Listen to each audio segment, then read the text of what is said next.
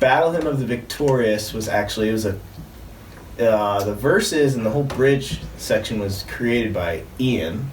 You had written that song. Well, I started with the bass tappy thing. Yeah. And then we never had a good time to use it until we wrote that song. You showed me that like years ago. That was before. a long time ago. What bass tappy thing is that? The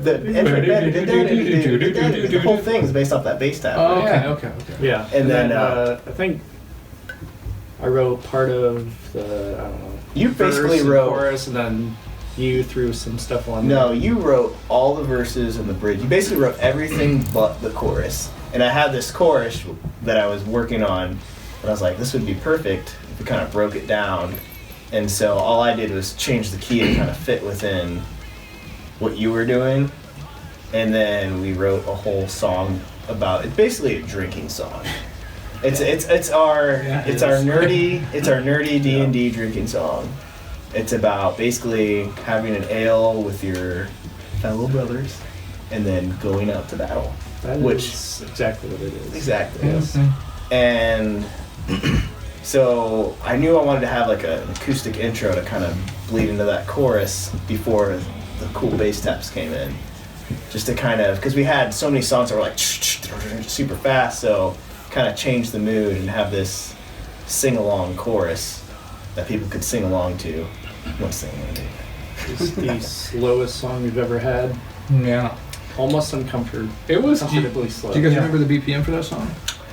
It was probably like 180. 180. Wow. I had trouble playing it. 30, 140 maybe.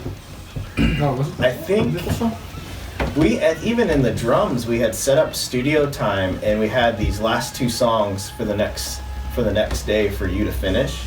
Yeah. And that was the one you were shakiest with. But then they at last minute they're like, oh, you guys have to be done in an hour, and we're like, what? Yeah. So he had to bust out all the drums on that he did a fabulous job as best as he could, and it sounds perfect.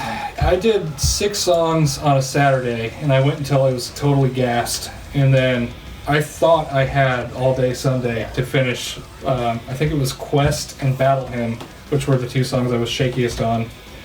And Quest took me all morning because it's so complicated and there's so much going on. But Battle Hymn, I was kind of like learning it as I recorded it, and then he's like, oh yeah, by the way, I have a family barbecue in like an hour, so if you could wrap this up, that'd be great. I'm like, fun for me. Yeah. Fun for me. Okay. So we busted through that, and surprisingly, we didn't really have to do barely any editing. We just basically, there's nothing, and that was great. Not a great drummer. I just get lucky. But that was a really fun song too, because you can't sweep. with Logan, we got to layer so many layers of vocals onto that song because you just keep singing that chant over and over again. We never had a song. Yeah. We never had really an anthem type song. We've always had sing along choruses, but nothing anthem like, and that was something we had never done before. And the working title of that was Anthem of Fire of Death, I believe. Anthem of Fire of Death was the working Fire of Death. Working title, yeah. That has not been played live very much either. And that's a few times only.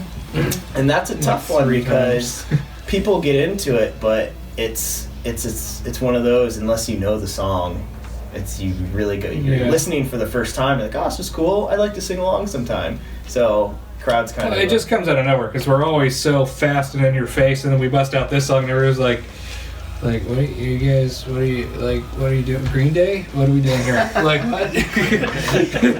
We're touching and getting in touch with our emotions. Yeah, step. And it's all about, it's all just about, we're at clubs all the time, so we're like, let's make a song, a fun drinking song.